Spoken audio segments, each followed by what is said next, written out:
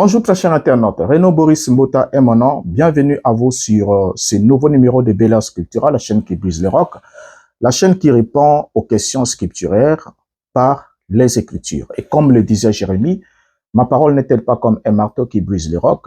N'est-elle pas comme un feu? Et vous savez que le feu a cette faculté-là de faire fondre, de brûler, de consumer, de produire la chaleur, de produire aussi la lumière. Et c'est ce que la parole fera, nous apporter la chaleur nécessaire pour une bonne atmosphère, un bon environnement spirituel et aussi nous apporter la lumière pour pouvoir être éclairés sur les questions existentielles. Nous allons aujourd'hui dans ce numéro de Bel Air Scriptura parler effectivement de l'identité de la femme de Caïn. Qui était la femme de Caïn? Alors cette question, c'est une question qui se pose. Vous voyez, cette question se pose au sujet de la femme de Caïn, et c'est une question le plus ancienne et parmi les questions que l'on rencontre dans nos échanges avec les athées ou encore avec ceux qui sont pas suffisamment affermis sur les Écritures pour montrer qu'il y a des défaillances. Et lorsque nous regardons d'abord dans les Écritures, on va se rendre compte d'une chose. Et la chose qui est souvent exposée devant tout le monde, c'est que Dieu n'a créé que un homme et une femme, Adam et Ève, qui ont tous deux donné naissance à Caïn et Abel. Ainsi, la grande question qui se pose, c'est celle de savoir d'où venait la femme de Caïn. Et c'est la question qui se pose toujours. Alors, est-ce que la femme de Caïn était-elle une descendante d'Adam et Ève, ou encore c'était une descendante venant d'une autre humanité, c'est-à-dire que Dieu aurait sûrement, selon certaines hypothèses, créé l'humanité. En créant l'humanité, Dieu aurait créé plusieurs individus, et non seulement Adam et Ève, selon l'une des conceptions, c'est que Dieu n'aurait pas créé qu'Adam et Ève, puisque si Dieu n'avait créé qu'Adam et Ève, alors d'où venait la femme de Caïn? Puisque Adam et Ève n'ont eu que Caïn et Abel. Vous voyez? Et là, c'est la question qui se pose, c'est une grande question. Et une autre question aussi à côté de celle-là, on se pose la question de savoir, est-ce que Dieu aurait créé une femme à Caïn comme il a fait pour Adam? Parce que la Bible dit que il a retiré une côte d'Adam et il a formé une femme qui est Ève. Est-ce que c'est la même chose, le même scénario que Dieu a accompli en pourvoyant une femme à Caïn? Et toutes ces questions se posent, et elles sont nombreuses, les questions qui se posent autour de ce passage sur l'identité de la femme de Caïn. Qui était-elle? Voyez? Et d'où venait-elle? Et tout ça, c'est des questions que nous allons répondre avec vous dans ce numéro de Bel Air Scriptura, la chaîne qui brise le roc.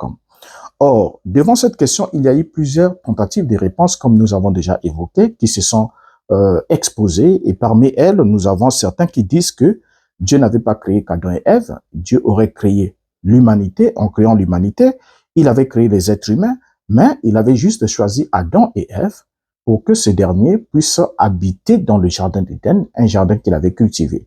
Donc, ce qui sous-entend que si Dieu avait pris Adam et Ève et les avait placés dans le jardin d'Éden, donc Dieu n'avait pas créé seulement Adam et Ève. Et que Adam et Ève étaient le seul occupant du jardin d'Éden et non le seul être humain existant sur la terre. Et ça, c'est l'une des hypothèses qui était mise pour essayer de comprendre cette énigme. Et quand Adam pécha, cela nous rapporta que quand Adam pécha, Dieu expulsa Adam du jardin d'Éden. C'est alors que Adam a rejoint les autres êtres humains dans la même condition, la même position, c'est-à-dire hors du jardin d'Éden. Et ce qui justifie alors que, selon cette théorie, Caïn, en tuant son frère, vous voyez, vous allez voir que Caïn, lorsqu'il tue son frère, Caïn va même craindre d'être à son tour mis à mort. Et là, on se pose la question de savoir pourquoi est-ce que Caïn craignait-il que quelqu'un puisse le tuer, puisque nous lisons dans Genèse chapitre 4, le verset 14 à 15, la Bible nous dit ce qui suit. Voici, tu me chasses aujourd'hui de cette terre. Je serai caché loin de ta face, je serai errant et vagabond sur la terre, et quiconque me trouvera me tuera. Remarquez bien dans ce passage, ici, l'inquiétude évoquée par Caïn, lorsque Dieu le chasse de sa présence, après qu'il ait tué son frère Abel, nous voyons bien que Caïn se pose la question de savoir, Caïn se dit que si quelqu'un le trouvait, il devait le tuer. Donc Caïn craignait d'être à son tour tué par celui qui le trouvera. Vous voyez bien? Alors, donc la question que bon homme se pose, on se dit, mais comment est-ce que Caïn, qui était conscient que il n'y avait que Adam et Ève qui étaient ses parents et que ils étaient frères avec Abel et que lui, il a tué Abel. Et lorsque Dieu le chasse de sa présence pour qu'il aille au loin, pourquoi est-ce que Caïn a évoqué cette question en disant « Je serai errant et vagabond sur la terre et quiconque me trouvera me tuera. » Quiconque me trouvera me tuera. Et dans le verset 15, Dieu aussi vient soutenir la même chose. La Bible dit, l'Éternel lui dit, si quelqu'un tuait Caïn, Caïn sera vengé 7 fois. Et l'Éternel mit un signe sur Caïn afin que, pour que quiconque le trouverait ne le tuât point. Or, déjà ici, on se pose la question de savoir qui était le quiconque évoqué par Caïn et évoqué aussi par Dieu, et le quelqu'un évoqué par Dieu alors que Caïn venait de tuer Abel. Vous voyez, ce sont ces genres de questions-là qui se posent. Mais pourquoi est-ce que Caïn craignait-il d'être tué par celui qui le trouvera? Qui devait trouver Caïn pour tuer Caïn et venger Abel que lui, il venait de tuer? Et du coup, devant cette hypothèse, certains ont évoqué le fait qu'il existerait d'autres êtres humains. Ce qui serait, selon ce courant de pensée, légitime d'accepter qu'il existait d'autres êtres humains. Voyez bien. Alors, lorsqu'on prend le verset 16, la Bible nous dit, « Puis Caïn s'éloigna de la face de l'Éternel et habita dans la terre de Nod, à l'orient d'Éden. » Et au verset 17, on nous dit, « Caïn connut sa femme, elle conçut et elle enfanta Enoch. Il bâtit ensuite une ville et il donna à cette ville le nom de son fils Enoch. » Et c'est là que tout le problème commence. Vous voyez? C'est là que tout le problème commence. Et ça, c'est la toute première théorie. La toute première théorie nous rapporte le fait que si Caïn craignait d'être tué par celui qui le trouvera, c'est que Caïn était conscient que Adam et Ève, ainsi que lui et son frère Abel, n'étaient pas les seuls êtres humains existants sur la terre. Parce que le quelqu'un et le quiconque n'est pas mis pour Adam, mais est mis pour une autre personne qui trouverait Caïn et qui devrait le tuer pour venger le sang d'Abel. Et devant cette interrogation, nombreux ont soutenu cette hypothèse selon laquelle Adam et Ève ne seraient pas le premier être humain sur la terre ou encore le seul être humain sur la terre, mais qui serait le choix de Dieu pour habiter dans le jardin d'Éden et non qu'ils fussent le seul être humain sur la terre. Sinon, qui est-ce que Caïn craindrait? Et même Dieu aussi le reconnaît. Il dit que quiconque tuerait Caïn, Caïn serait vengé 7 fois. Alors quiconque est mis pour qui? Si Caïn avait déjà tué son frère, quiconque est mis pour qui? Ce sont des questions qui se posent. Alors, d'où vient le quiconque? Ainsi, par la suite, une autre théorie affirme que Dieu aurait créé une femme à Caïn, comme nous l'avons évoqué un peu plus haut, et de la même manière qu'il avait créé une femme à Adam, pour briser la solitude de ces derniers. Il aurait créé sûrement une femme pour Caïn. Il l'a déjà fait une fois, il pourrait encore le faire pour une seconde fois. Et ça, ce sont des questions. Alors, devant toutes ces questions, nous sommes dans l'obligation de rechercher la réponse. La réponse juste, la réponse équitable et la réponse éclairée par les Écritures. Lorsque nous prenons notre Bible, on va réellement comprendre qu'est-ce qui s'est exactement passé. Prenons la Bible et revoyons la scène, comme on le dit, en ralenti, pour voir progressivement quelles sont les étapes que nous avons manqué de saisir et de comprendre, afin que nous puissions reconstituer tous les tableaux dans la vérité. Dans Genèse chapitre 1, versets 26 à 27, la Bible nous apprend ce qui suit. Puis Dieu dit, faisons l'homme à notre image, selon notre ressemblance, et qui domine sur les poissons de la mer, sur les oiseaux du ciel, sur le bétail, sur toute la terre et sur tous les reptiles qui rampent sur la terre. Le verset 27 ajoute, Dieu créa l'homme à son image et il les créa à l'image de Dieu. Il créa l'homme et la femme. Déjà, on voit ici bien que Dieu, au commencement, crée l'humanité. Et lorsque la Bible nous parle de la création de l'humanité, la Bible nous parle de la création de deux genres, donc le genre mâle et le genre femelle. Mais seulement ici, pour certains, le nombre de personnes créées n'a pas été défini, pour certains. Mais lorsqu'on arrive dans le Nouveau Testament, la Bible, Yeshua parlant dit qu'au commencement, n'avez-vous pas lu qu'au commencement, Dieu fit un homme et une femme?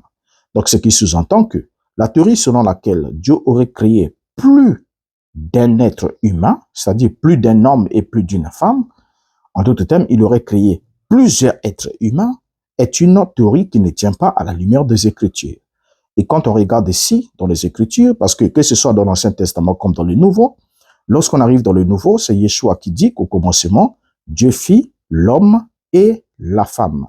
Et que il est écrit que l'homme quittera son père et sa mère et s'attachera à sa femme, et les deux ne deviendront qu'un. Ils ne formeront qu'une seule chair.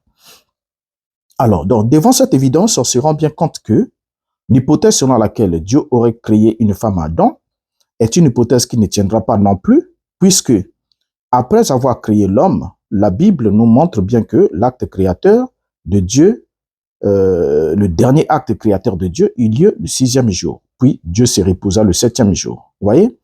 Donc la création se termine avec le dernier jour où Dieu prit le temps pour se reposer et il a béni et déclaré ainsi saint ce dernier jour, le 7e jour. C'est ce jour-là où Dieu s'est reposé de toute l'œuvre de la création. Donc il n'y a rien qui nous montre que après le repos de Dieu, Dieu aurait encore pu créer une autre femme parce qu'il s'est reposé de toute l'œuvre qu'il avait fait. Et après avoir créé, Dieu donne alors l'ordre à toute la création de multiplier, de se reproduire, de remplir la terre. Donc, ce qui sous-entend que pour la pensée de Dieu et la volonté de Dieu, les êtres qui devaient remplir la terre, que ce soit du côté des animaux, que ce soit du côté des êtres humains, devaient alors venir par la reproduction. Donc, ce qui sous-entend qu'on ne peut pas soutenir la thèse selon laquelle Dieu aurait créé une femme à Adam. Et non plus la thèse selon laquelle Dieu aurait créé plus d'un être humain mâle, c'est-à-dire qu'il aurait créé plusieurs couples, et non seulement un couple, Adam et Ève. Déjà, ces deux thèses tombent à la lumière de ces Écritures, mais cela ne résout pas notre problème. Notre question demeure, d'où venait la femme de Caïn et qui était-elle? La question demeure, vous voyez? Alors déjà ici, en rejetant ces deux hypothèses, il y en a d'autres aussi bien sûr, mais en rejetant ces deux hypothèses qui semblent être le seul qui donne un peu lieu à certains de réfléchir, de se gratter la tête, nous allons nous rendre compte que nous n'avons pas résolu le problème. Nous devons alors continuer pour voir d'où venait cette femme de Caïn et qui étaient les hommes évoqués dans Genèse chapitre 4, les quiconque devait trouver Caïn et le tuer. Lorsque nous reprenons notre Bible, on va se rendre compte que quand on prend le Genèse chapitre 4, la Bible, dans Genèse chapitre 4, se consacre à nous parler de deux actes de commission d'Adam. Deux actes de commission charnelle, donc intime d'Adam, et une avant le meurtre d'Abel, une autre située après le meurtre d'Abel. Nous lisons Genèse chapitre 4, le verset 1er, qui nous dit « Adam connut Ève sa femme, elle conçut et enfanta Caïn. Et elle dit, j'ai formé un homme avec l'aide de l'Éternel. » Alors, donc déjà ici, on voit bien que Adam pose un acte de commission charnelle envers sa femme, et de cet acte va naître Caïn, n'est-ce pas? Donc Ève dit, j'ai formé un homme avec l'aide de l'Éternel. Or, pour que Ève puisse enfanter Abel, le frère de Caïn, l'acte de commission d'Adam n'a pas été évoqué, a été sous-entendu, mais la Bible nous parle de l'enfantement. Nous savons que lorsque le verset 2 nous dit, elle enfanta encore son frère Abel, Abel fut berger et Caïn fut laboureur. Donc si elle enfanta encore son frère Abel, cela sous-entend que Adam, qui était le seul homme, son mari, avait posé aussi un acte de commission pour que il puisse y avoir naissance. Donc le fait que la Bible n'évoque pas ici l'acte posé par Adam pour la naissance d'Abel ne nous montrerait pas, ne nous emmènerait pas à supposer que Adam, puisque ce n'est pas écrit, que Adam n'aurait pas connu Ève, mais que Ève a enfanté juste Abel, sans avoir été connue par Adam, pour qu'elle puisse concevoir avant d'enfanter. Or, nous savons que lorsque la Bible parle déjà du fait d'enfanter, cela sous-entend que la Bible nous évoque, nous démontre ainsi la fin d'un processus de gestation qui commence par l'acte de cognition et ensuite qui s'étend de la conception jusqu'à ce qu'on arrive à l'enfantement.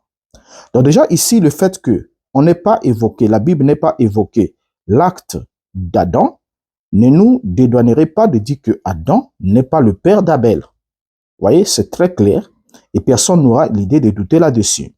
Alors soulignons que lorsque Dieu crée l'homme, Dieu va donner une instruction à l'homme. Il demande à l'homme de se reproduire. Dans Genèse chapitre 1, le verset 28, la Bible dit, Dieu les bénit et Dieu leur dit, soyez féconds, multipliez, remplissez la terre et l'assujettissez et dominez sur les poissons de la mer, sur les oiseaux du ciel et sur tout animal qui se met sur la terre. Regardez bien, c'est un ordre que Dieu donne à l'homme après sa création. Et comme nous l'avons dit un peu plus haut, par cet ordre-ci, nous comprenons que les êtres humains ne devaient plus venir sur la terre par la voie de la création, comme Dieu l'a fait par la poussière, mais les êtres humains devaient venir par la voie de la multiplication. Donc, il fallait qu'il y ait fécondation et que par cette fécondation, qu'il y ait multiplication. Vous voyez? Et remplissage de la terre. Alors, mais après le péché, on va se rendre compte, selon la Bible, qu'après le péché, Genèse chapitre 3, la Bible va soumettre, au fait, Dieu va soumettre la femme à l'homme. Genèse chapitre 3, le verset 16 nous dit, il dit à la femme, j'augmenterai la souffrance de tes grossesses, tu enfanteras avec douleur et tes désirs se porteront vers ton mari, mais il dominera sur toi. Et à partir de ce moment-là, quand l'homme reçoit cette autorité pour dominer sur sa femme, alors on va se rendre compte que la Bible, depuis la Genèse, donc au commencement de l'histoire de la création, la vie de l'homme va être décrite dans les détails, les actes que pose l'homme va être décrits dans les détails, mais la Bible va garder sous-entendu les actes que pose la femme. Pourquoi? Parce qu'à cette époque du commencement, du fait seul d'être femme, c'est résumé en quelque sorte à la fonction de procréer. Donc à cette époque, la femme ne se résumait qu'à la fonction procréatrice. Vous voyez?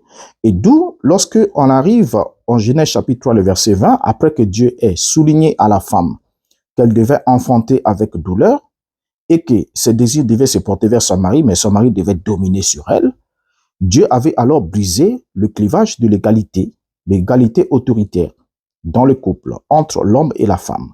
Et à partir de ce moment-là, on va voir que dans Genèse chapitre 3, le verset 20e, Adam donna à sa femme le nom d'Ève, car elle était la mère de tous les vivants. Déjà, on souligne ce point important. Donc, le nom d'Ève, c'est la mère de tous les vivants, donc celle qui conçoit et qui enfante tous les vivants. Ce qui sous-entend qu'aucun être vivant ne pouvait venir sur la terre sans passer par le sein de Ève. Donc, tous les premiers êtres vivants, donc ça dit que ceux qui viennent sur la terre, avant que le premier enfant d'Adam et Ève puisse atteindre l'âge de la majorité et concevoir eux-mêmes aussi pour donner naissance à leur progéniture, donc tout le reste qui vient doit venir par le canal de Ève.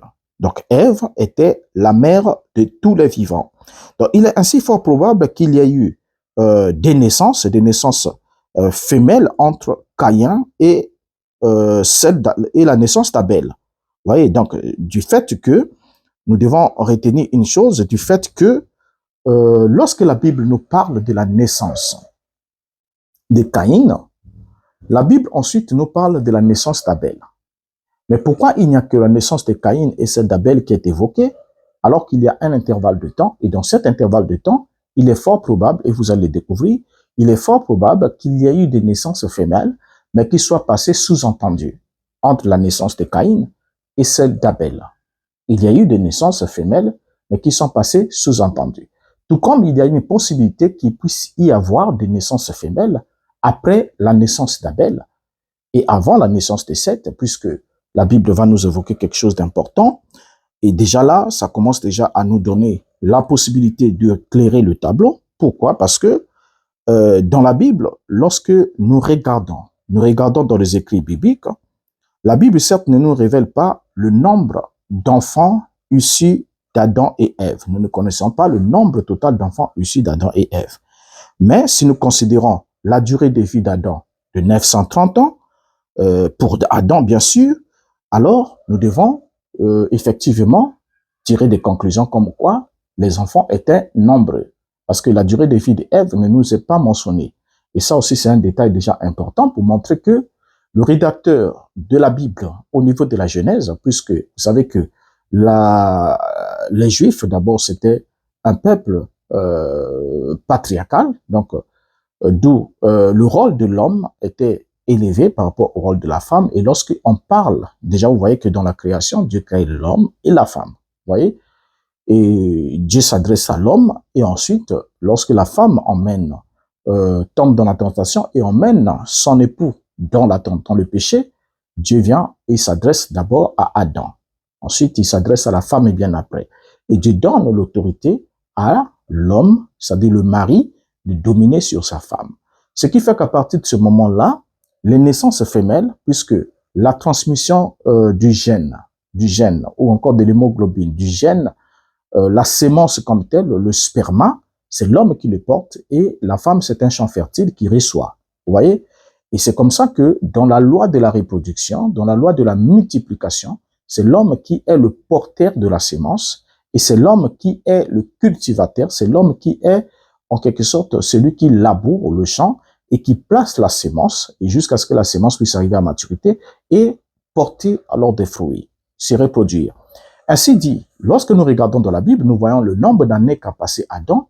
La Bible nous dit qu'Adam a vécu pendant 930 ans. Et du coup, nous devons directement nous dire ensemble avec vous que en 930 ans, il y a, je crois, dans ces 930 ans, une période de fécondité ou de fertilité masculine d'Adam qui était bien avérée et que Adam fonctionnait, mais que les grossesses aussi de Ève ne pouvaient pas durer plus de 12 mois ou 24 mois ou 50 mois ou 2 ans pour une grossesse. Non, mais c'est toujours 9 mois ou 7 mois ou un peu à défaut jusqu'à au moins 12 mois, mais dans le temps réglementaire et normal, il s'agit de 9 mois pour une portée. Alors, pour une gestation. Ainsi dit, lorsque Ève conçoit Caïn, et dans l'intervalle entre la naissance de Caïn et la naissance d'Abel, il est probable, je dis bien probable, et on va démontrer pourquoi est-ce qu'on va arriver à la certitude. On parle de la probabilité, il est bien probable qu'il puisse naître une fille ou des filles avant la naissance d'Abel. Avant la naissance d'Abel. Parce que lorsque plutôt Ève enfante, lorsqu'elle enfante Caïn, Ève précise le sexe de l'enfant. J'ai acquis un homme avec l'aide de l'Éternel. Donc j'ai enfanté un être humain du genre masculin. Voyez? Et ensuite, elle lui donna le nom de Caïn, qui signifie un acquis ou une acquisition. Mais non, lorsque nous évoluons, on va se rendre compte d'une chose, que non seulement Adam a vécu pendant 930 ans, mais on rappelle que le tout premier commandement que Dieu a donné à l'homme, c'était celui d'être fécond, de se multiplier, et de multiplier et de remplir la terre. Ainsi dit, lorsque nous lisons les textes bibliques nous disent que Seth naquit alors que Adam était âgé de 130 ans. Donc, la naissance de Seth arrive quand Adam est âgé de 130 ans. Nous sommes là dans Genèse chapitre 5, le verset 4. Et lorsque Seth est né à 130 ans d'âge d'Adam, Ève va considérer plutôt Seth comme étant un fils que Dieu lui a donné en lieu et place d'Abel que Caïn avait tué. Vous voyez? Alors, donc, à partir de ce moment-là, on va se rendre compte d'une évidence. Donc, ça veut dire que dans 100 ans, au fait, 100 ans seraient écoulés entre la naissance de Caïn et la naissance d'Abel, donnant ainsi suffisamment de temps entre Adam et Ève, le temps à Adam et Ève, d'emmener à l'existence d'autres individus ou d'autres êtres humains, sûrement. Il pouvait ici avoir des hommes, tout comme des femmes, après la naissance, mais on peut regarder dans le sens des naissances femelles. Parce que les naissances femelles comme telles dans la Bible, il est très rare que la Bible rapporte la naissance des êtres femelles. Donc, même dans la généalogie, il est très rare. Cela ne sous-entend pas que, ne veut pas dire que Dieu ne parlait pas de la naissance, mais le moment exact de la naissance de ces filles n'était pas évoqué comme cela est évoqué pour la naissance des hommes. Donc, Dieu tenait plutôt compte de ce point de vue-là. Vous allez voir que même dans l'arbre généalogique, on parle de l'homme, on peut nommer l'homme par son nom. Donc, Adam connaît sa femme et Caïn connaît sa femme. Voyez, et ainsi de suite, Seth connaît sa femme. Vous allez partir dans Genèse chapitre 5 jusqu'à ce qu'on arrive à Noé. Vous allez voir que les hommes sont nommés dans ces relations maritales. Les hommes sont nommés, mais rares sont le nom des femmes qui sont évoquées. Donc, en dehors du nom d'Ève, nous allons voir que le nom des femmes sont nommés alors avec le mec qui va prendre des femmes. C'est à partir de là que on va nous nommer ces femmes-là. Maintenant, regardez une chose ensemble avec moi. Comme nous l'avons dit que 100 ans auraient pu s'écouler entre la naissance de Caïn et la naissance d'Abel, donnant ainsi suffisamment de temps aux autres enfants d'Adam et Ève pour que ces derniers puissent se marier et aussi avoir des enfants. Ça, c'est d'abord une des choses qui peut expliquer pourquoi il y avait le quiconque. Le quiconque ici, parce que quand la Bible nous dit, lorsque Ève conçoit Seth, la Bible ne nous dit pas, ne nous donne pas de numéro d'ordre, ne nous dit pas que c'était le 3e enfant. Ou, la Bible ne nous dit pas ça. La Bible ne nous dit pas que c'était le 3e enfant d'Ève. Ève n'a pas dit, j'ai conçu un 3e fils à la place d'Abel, que Caïn a tué. Maintenant, une question qui se pose, c'est celle-ci. Pourquoi est-ce que Ève aurait affirmé que Seth était un autre fils que Dieu lui a donné à la place d'Abel que Caïn a tué? Sûrement, du point de vue de la ressemblance. Il se pourrait, je dis bien qu'il se pourrait, que le fils qui est né d'Ève, Seth, soit à la ressemblance parfaite d'Abel, comme si c'était la résurrection d'Abel. Parce que la Bible nous précise un élément important, c'est que Caïn a eu un fils à son image et à sa ressemblance, et lui donna le nom de Seth. Donc le remplacement. Alors donc déjà ici, si Seth était le remplacement ou la résurrection d'Abel, cela sous-entendrait que il avait des traits caractéristiques d'Abel à la naissance. Donc il se pourrait qu'il puisse avoir sur lui les mêmes traits caractéristiques qu'avait Abel à sa naissance. Mais cela ne nous permet pas de conclure que dans les 100 ans d'intervalle d'âge entre la naissance d'Abel, donc entre la naissance d'Abel et la naissance de Seth, il s'est écoulé 100 ans, environ 100 ans. Et dans 100 ans, c'est suffisamment de temps pour que les autres fils d'Adam et Ève qui sont nés dans cet intervalle-là puissent se marier, donc prendre femme parmi leurs sœurs et aussi se reproduire. Parce que 100 ans, c'est pas quand même peu d'années. Imaginez-vous. 100 ans, c'est beaucoup de générations dedans. Voyez-vous? 100 ans, c'est beaucoup. Imaginez-vous. Je vous prends juste un exemple simple. Si le garçon qui venait juste après Abel, bien qu'il ne soit pas nommé, avait vécu, ainsi que les filles, donc il devait avoir autour de 90 ans, ou 80 ans à la naissance de Seth. Or, un homme de 80 ans, c'est un homme qui a pu, dans la possibilité des choses, qui peut avoir des enfants, qui peut avoir des petits-fils, et qui peut aussi avoir des arrière-petits-fils. C'est la même logique, vous voyez? Alors donc, déjà là, dans cet intervalle de 100 ans, il était bien possible qu'il y ait des hommes. Il y ait déjà d'autres êtres humains qui se soient reproduits, et surtout que Dieu, dans son ordre, avait demandé qu'ils se reproduisent, qu'ils se multiplient, qu'ils puissent remplir la terre. Donc c'est Dieu qui envoyait les naissances. Et sûrement, vous allez comprendre que lorsqu'on arrive même au temps de Noé, la Bible nous parle des filles qui étaient nées. Ça veut dire que il y avait pas, la Bible ne dit pas qu'il n'y avait pas de naissance mâle, hein, mais la Bible nous signifie que les naissances femelles étaient en grande majoritairement femelles. Ce qui sous-entendait qu'il y avait plus de femmes que d'hommes. Et on connaît la suite de l'histoire. Les fils de Dieu virent que les filles des hommes étaient belles et ont pris pour femmes. Et ça, c'est une autre histoire. Nous y reviendrons sûrement dans un numéro. Maintenant, ici, qu'est-ce que nous constatons? On va constater ensemble avec vous que, avant que Caïn ne tue Abel, Adam et Ève auraient pu avoir un nombre considérable de descendants remontant de plusieurs générations. C'est toute une possibilité. Vous voyez? C'est toute une possibilité. Alors, le problème, c'est qu'on se poserait la question de savoir pourquoi est-ce que cela est sous-entendu, pourquoi cela n'est pas évoqué. Vous savez, il y a une chose. La chose, c'est laquelle? Quand vous lisez même le livre de la Genèse, vous allez voir que lorsque même Dieu parle de la généalogie passe d'un homme à un autre, bien que Adam et Ève ont eu de nombreux fils et filles après avoir mis Seth au monde, n'est-ce pas? Et vous allez voir que Seth aussi a eu de nombreux fils et filles, les mecs de nombreux fils et filles, tout le monde, tout cela, la Bible précise qu'ils ont eu de nombreux fils et filles. Donc le nombre de fils et filles était considérable.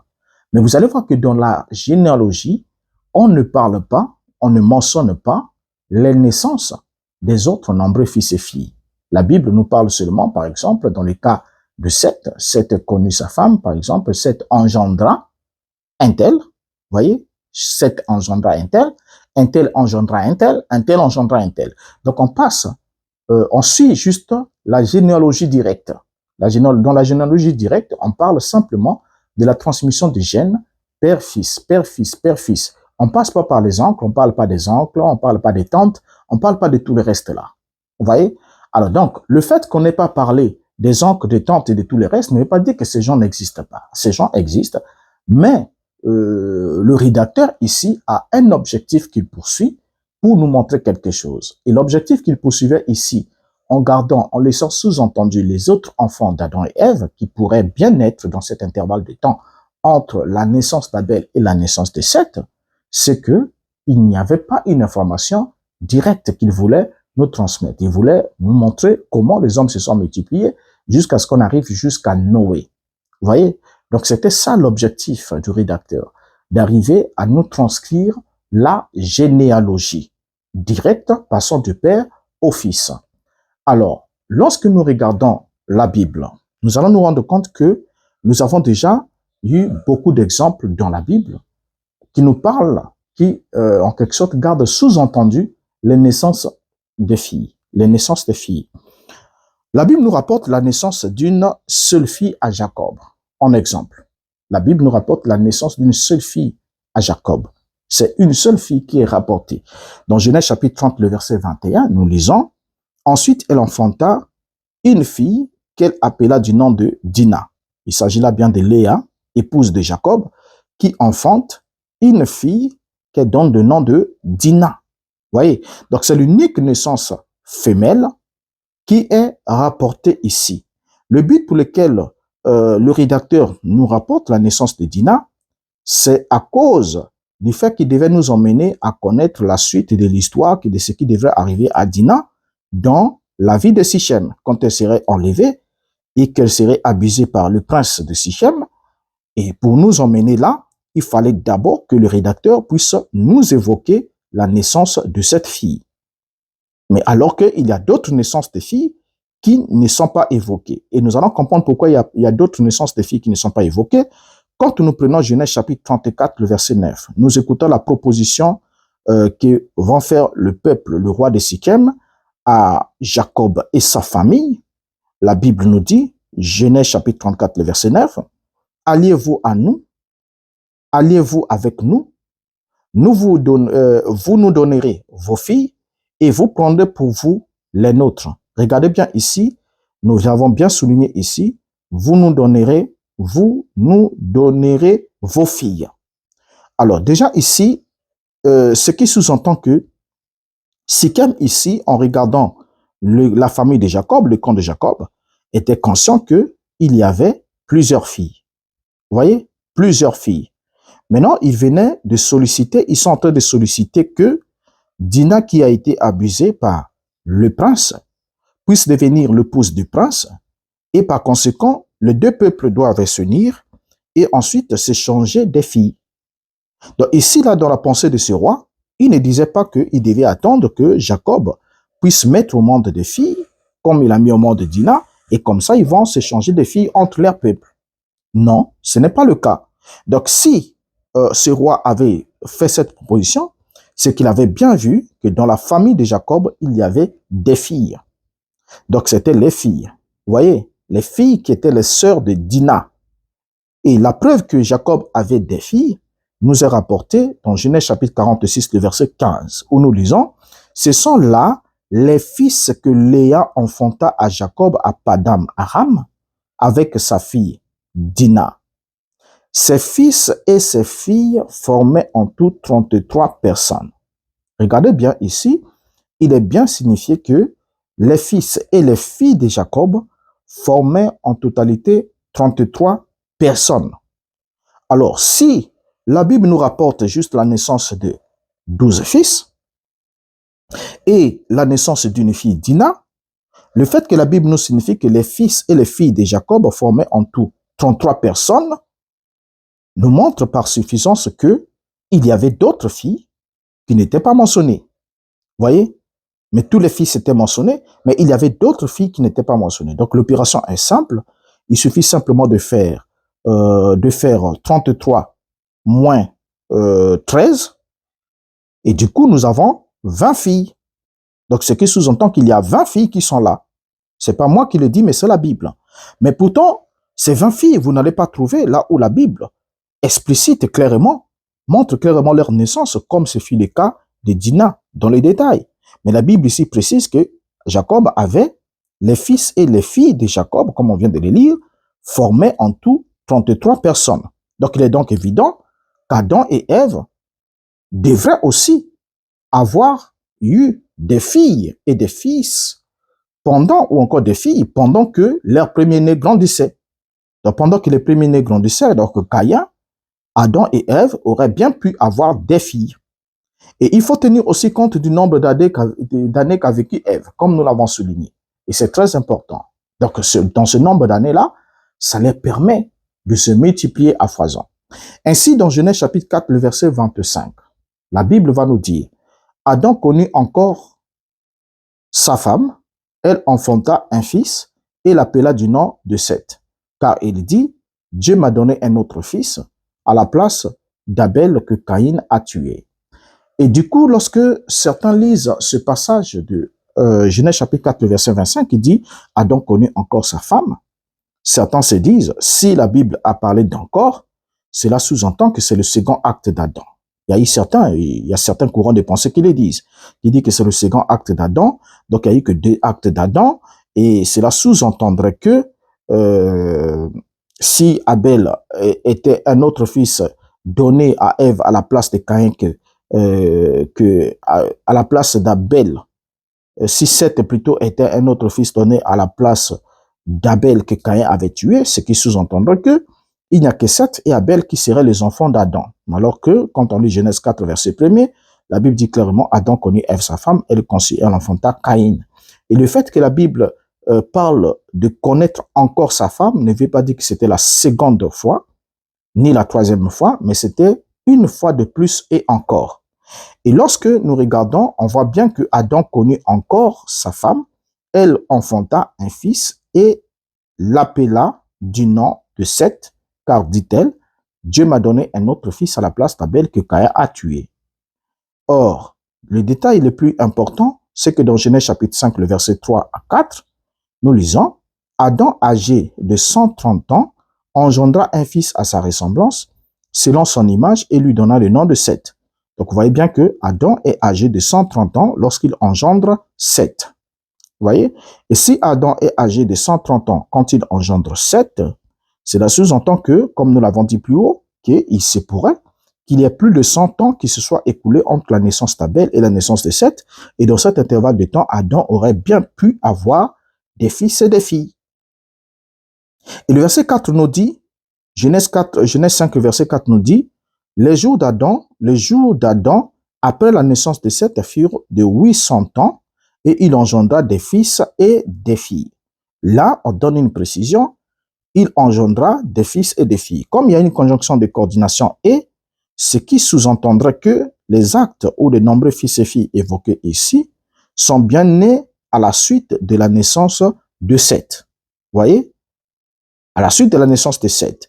Mais pour certains qui remettent en question cette thèse, se disent que le nombreux fils et filles ici, parce qu'il y a d'autres qui vous diront, Adam et Ève ont eu de nombreux fils et filles, donc Caïn avait réellement pris une de ses sœurs. Or, la femme de Caïn ne fait pas partie de nombreux fils et filles. Pourquoi? Parce que Caïn est chassé avant même que Ève ne conçoive pour mettre au monde Seth. Les nombreux fils et filles ici évoqués sont bien nés après la naissance de Seth. Donc la seule possibilité de trouver la femme de Caïn, c'est de la trouver dans l'intervalle de 100 ans qui sépare la naissance d'Abel avec la naissance de Seth. C'est la seule possibilité. Parce que si on n'entre pas dans cet intervalle-là, alors il est absolument impossible que Caïn qui est chassé et qui est parti, parce que certains vous diront, écoutez, lorsqu'il est parti dans le pays des Nodes, c'est là-bas qu'il a trouvé une femme. Non, il n'a pas trouvé une femme dans ce pays. Nous allons parler de cette question. Il n'a pas trouvé une femme là-bas. La Bible ne le dit pas. La Bible dit qu'il est chassé et quand il est arrivé là-bas, il s'est installé. Et la Bible dit qu'il connut sa femme. C'est là-bas, dans le pays des Nodes, que Caïn va connaître sa femme. Mais il n'est pas dit que c'est là-bas qu'il a acquis sa femme. Vous voyez? Et ça, c'est un élément important à souligner.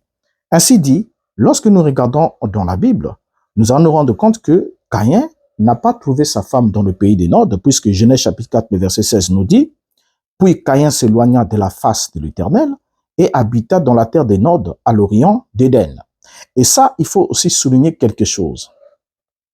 Il y a une question qui se pose aussi, on s'est dit, mais puisque Dieu l'a chassé de sa face, et voilà que Caïn, la Bible dit qu'il habita dans la terre de Nod, dans la terre de Nod, ou encore dans le pays de Nod, qui est à l'orient d'Éden. Ici, dans la version seconde, il a dit, il habita dans la terre de Nod. Et du coup, certains se sont dit, puisque Nod, c'est un nom, donc cela sous-entend qu'il y avait un peuple. Vous voyez, il ne peut pas y avoir de pays sans habitants, ou de terre, portant un nom, sans qu'il puisse y avoir des occupants.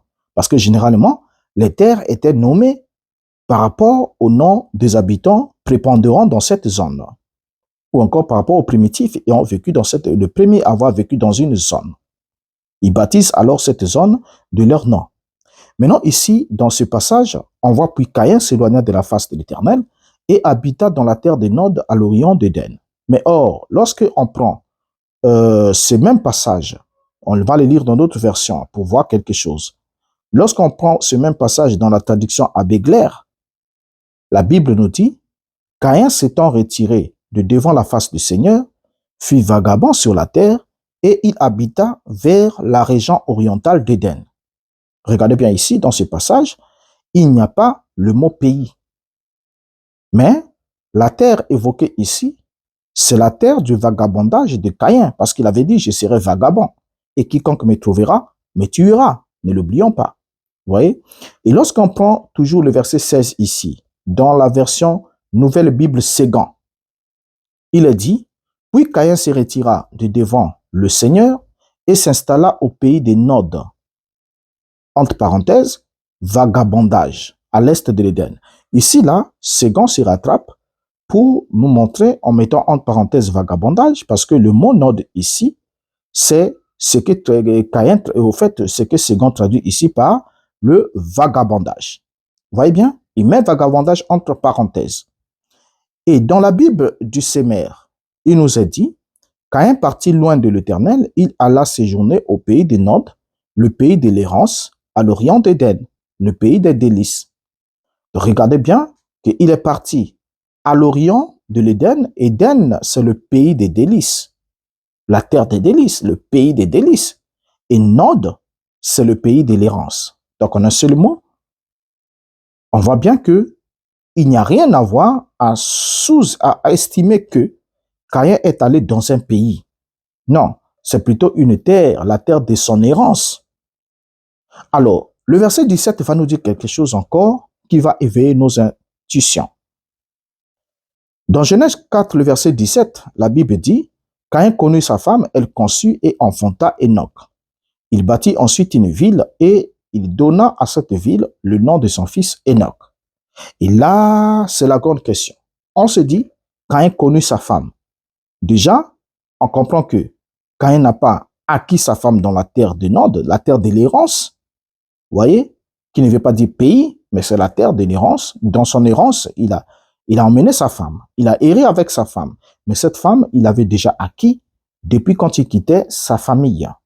Donc, il pouvait bien naître dans l'intervalle de 100 ans entre la naissance d'Abel et celle de Seth, et pourquoi pas aussi entre la naissance de Caïn et celle d'Abel. C'est bien probable.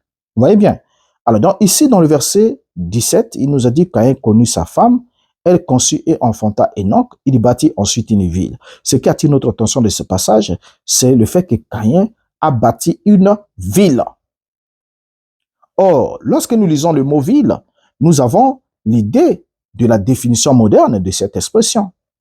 Et on s'est dit comment est-ce qu'il pouvait, un, bâtir la ville tout seul, et de deux, il n'était qu'avec sa femme. Et comment est-ce qu'il pouvait bâtir la ville?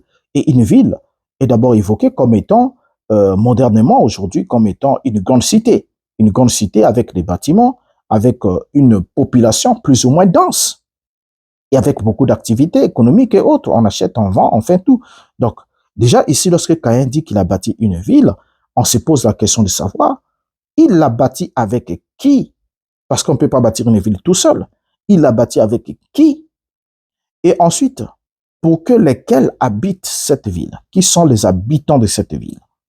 Donc, cela, c'est un peu de renforcer encore la thèse selon laquelle il y aurait d'autres humains en dehors de la famille d'Adam et Ève, ce qui est toujours faux.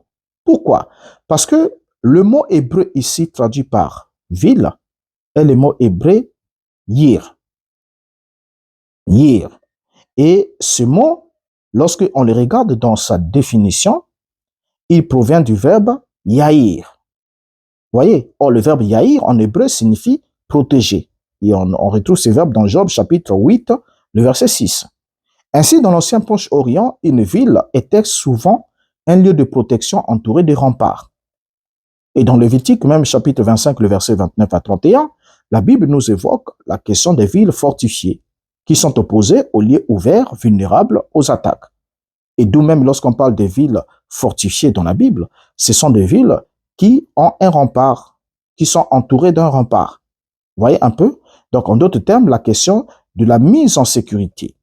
Ainsi, en hébreu biblique, le mot traduisant la ville, donc la ville, lorsqu'on regarde l'hébreu biblique et antique et dans le premier temps, la ville était un mot qui évoquait en quelque sorte la protection et la défense, premièrement. La protection et la défense. Donc, yir est étroitement lié au verbe protéger, comme on l'a dit. Vous voyez? Et il est souvent associé à des fortifications comme des murs. Comme des murs. Ainsi dit, lorsque la Bible nous dit que Caïn a bâti une ville, Caïn n'a pas bâti la ville selon la définition moderne que nous avons de cette expression. Mais il a bâti un lieu de sécurité. Il voulait former une famille. Et déjà par signification, littéralement, ce mot yir signifie ville, peut signifier aussi cité. Vous voyez? Et souvent, il est associé à l'idée d'être en présence ou encore dans le lieu protégé et fortifié. Donc la ville, c'est un lieu protégé et fortifié, comme l'indique aussi le verbe yaïr qui signifie protéger.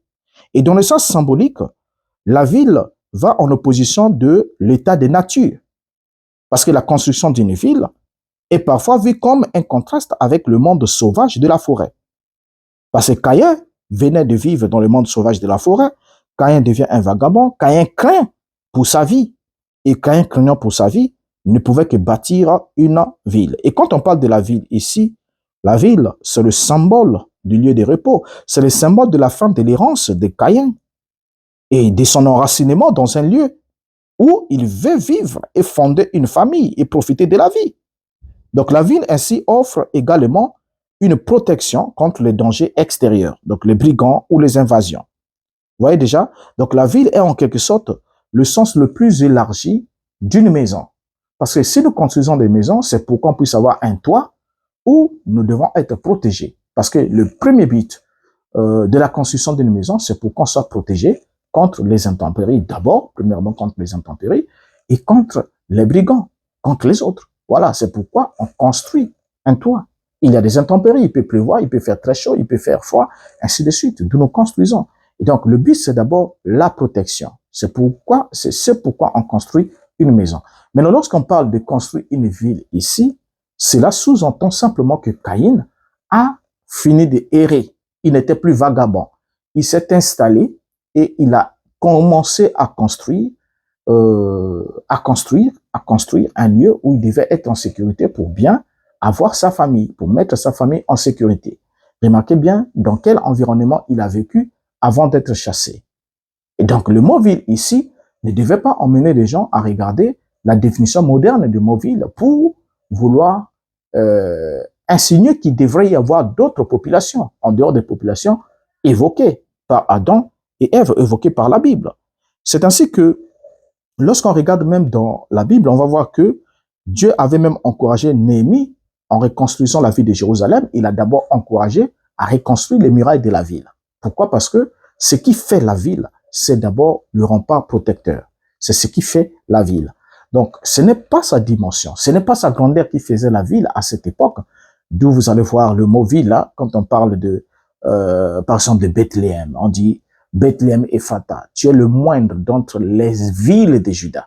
Voyez, et quand vous allez voir Bethléem, même aujourd'hui, même dans le temps où Bethléem était évoqué dans la prophétie, ce n'était pas une très grande ville, n'est-ce pas? Et c'était pas une très grande ville. Et même à l'époque de Michée, c'était pas une très grande ville. Et même les villes qu'on parle au niveau de la Bible, les villes qu'on parle au niveau de la Bible, on dit l'homme qui avait tué sans intention de commettre l'homicide devait rejoindre une ville de refuge. Une ville de refuge, et il devait rester jusqu'à ce que il puisse y avoir la mort du souverain sacrificateur qui était en fonction, et alors il pourrait alors sortir. Et tant qu'il est là-bas dans la ville des refuges, il est en sécurité. Alors, vous comprenez ensemble avec moi que lorsqu'on parle de la ville, ce n'est pas forcément ce que nous avons aujourd'hui, hein, comme Brazzaville, comme Paris, France, je sais pas, Abidjan et autres. Ce n'est pas ça. Ce n'est pas ça. Vous voyez, la ville, on doit lire cela selon la définition de la Bible, puisque nous avons un vagabond. Caïn qui est un vagabond et qui arrête de se vagabonder, qui veut maintenant se stabiliser. Vous comprenez ensemble avec moi que quand même Israël était dans le désert, ils n'ont pas bâti un temple. Ils n'ont pas bâti un temple. Ils étaient dans un tabernacle. Ils n'ont pas construit une ville. Mais c'est quand ils sont rentrés dans la terre promise et que leur temps d'errance étant terminé, alors ils se sont stabilisés et la stabilité est affirmée par la construction des édifices durables, pas des tentes campées poser et puis emballer, déballer et ensuite partir. Donc c'est exactement dans ce sens-là que lorsque nous lisons, Caïn construisit une ville. Vous voyez, Caïn construisit une ville. Ça ne veut pas dire qu'il a construit une très grande cité avec une grande agglomération. Non, non, non, non. Il a construit une ville, c'est-à-dire qu'il a s'accéléré, il s'est arrêté et il a mis son environnement en sécurité pour pouvoir fonder sa famille et y demeurer avec. Vous voyez? Ainsi dit, il est clair que lorsque nous voulons chercher l'origine de la femme de Caïn, il est ainsi clair de comprendre que la femme de Caïn était une fille d'Adam. C'était une fille d'Adam, donc il s'agissait d'une de ses sœurs. Puisque déjà à cette époque, le mariage entre frères et sœurs s'imposait aux origines même de l'humanité et il se pratiquait entre clans. Ainsi dit, Abraham épousa sa demi-sœur, une fille d'une autre femme de son père, ce qui veut dire que Térak, le père d'Abraham, était polygame, ou avait eu deux femmes, puisque Genèse chapitre 20, le verset 12 nous dit, « De plus, il est vrai qu'elle est ma sœur, fille de mon père, seulement elle n'est pas fille de ma mère, et elle est devenue ma femme. » Donc là, il y a une possibilité que Térak ait été soit polygame, ou soit remarié à la suite de sa première femme, qui serait sûrement la mère d'Abraham. Alors, il en est de même pour Isaac, dans Genèse chapitre 24, verset 4, et on pourrait aussi ajouter Jacob. Jacob qui a épousé aussi ses deux cousines, donc qui a pris ses deux cousines pour femmes, sans oublier Amram, qui a épousé Jochébed, la sœur de son père. Vous voyez bien. Donc déjà à cette époque-là, c'était courant. On pouvait prendre la sœur, on pouvait prendre la tante. Donc la sœur de ton père pouvait devenir ta femme. Et comme le cas de Amram, parce que Amram a épousé sa tante Jochébed pour mettre au monde Moïse et Aaron. Ce n'était pas un problème. Exode chapitre 6, le verset 20 nous dit, Amram prit pour femme Jochébed, sa tante, et elle lui inventa Aaron et Moïse. Les années de la vie d'Amram furent de 137 ans. Donc on voit bien ici que c'était pratique courante que l'on puisse se marier entre clans et même entre frères et sœurs ou encore entre neveux et tantes. Jusqu'à ce que la loi lévitique puisse interdire, dans Lévitique chapitre 18, le mariage avec une proche parente. Mais avant que cela soit interdit dans la loi, cela était légal. Ne l'oubliez pas, Moïse, qui était le législateur, était lui-même né d'une union du neveu avec sa tante. Voyez? Mais après que la loi a été divulguée et que l'alliance a été conclue, Dieu n'acceptait plus qu'il y ait ce que nous appelons aujourd'hui l'inceste. Donc à partir de ce moment-là, l'acte de mariage avec une proche parente, avec une sœur, une cousine ou une nièce ou une tante, était en quelque sorte un péché devant Dieu devient ce qu'on appelle de l'inceste, et interdit par Dieu et puni par la loi divine. Et beaucoup de pays aussi n'acceptent pas cela, bien qu'il y en a d'autres qui s'en passent. Mais ce qui nous intéresse ici, c'est de comprendre ensemble avec vous que malgré que c'était la coutume, au fait, c'était la coutume de l'époque que le frère puisse prendre la sœur en mariage. Donc, déjà sur cette question de d'où venait la femme de Caïn, je crois que nous avons répondu ensemble avec la lumière des Écritures, de comprendre ensemble que la femme de Caïn ne pouvait être que probablement l'une de ses sœurs, et que les naissances femelles n'étant pas évoquées, elle serait née sûrement après, juste après la naissance de Caïn, avant la naissance d'Abel, tout comme on pouvait naître entre la naissance d'Abel et la naissance de Seth, puisque Adam va mettre au monde de Seth à l'âge de 130 ans, ce qui lui donne largement le temps, donc le temps entre 100 ans maximum, pour avoir d'autres fils et filles qui n'étaient pas évoqués, qui n'étaient pas soulignés. Et le fait qu'ils n'aient pas été soulignés ne sous-entend pas que ces derniers n'existaient pas. Et comme nous l'avons démontré avec le cas de Jacob, la Bible nous a parlé de façon détaillée de la naissance de 12 fils de Jacob et d'une seule fille à Jacob qui était Dina. Mais lorsque on fait la conclusion, on nous dit que le nombre de fils et filles de Jacob était au total de 33 personnes. Alors donc, on comprend par là qu'il y a eu des naissances qui sont restées sous-entendues, qui n'ont pas été évoquées. Et du coup, cela nous donne alors la largesse de comprendre ensemble avec vous que la femme de Caïn ne pouvait venir de nulle part autre que des seins ou des reins de Ève.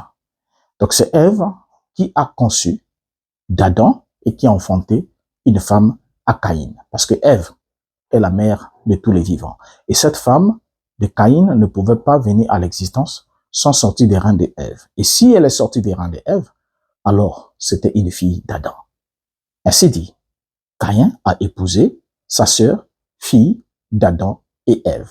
Voilà la réponse la plus simple pour donner, à résoudre cette énigme-là, qui était la femme de Caïn et d'où venait-il? La femme de Caïn était sa propre sœur, venant des reins de Ève, la mère de tous les vivants. Merci en tout cas du temps que vous avez pris de faire cette exégèse avec moi. Et je crois que pour le reste, l'Esprit nous éclairera davantage pour que nous puissions répondre à ces questions qui, lorsque vous n'avez pas de réponses bien structurées, vous pouvez facilement être ébranlé pour montrer que, parce que vous trouverez des gens qui vous diront que il y a des erreurs là, ou s'il n'y a pas des erreurs, c'est que Adam et Ève n'étaient pas les seuls humains, il y avait d'autres êtres humains, mais certains même vous diront que Adam et Ève étaient les créatures de Yahvé.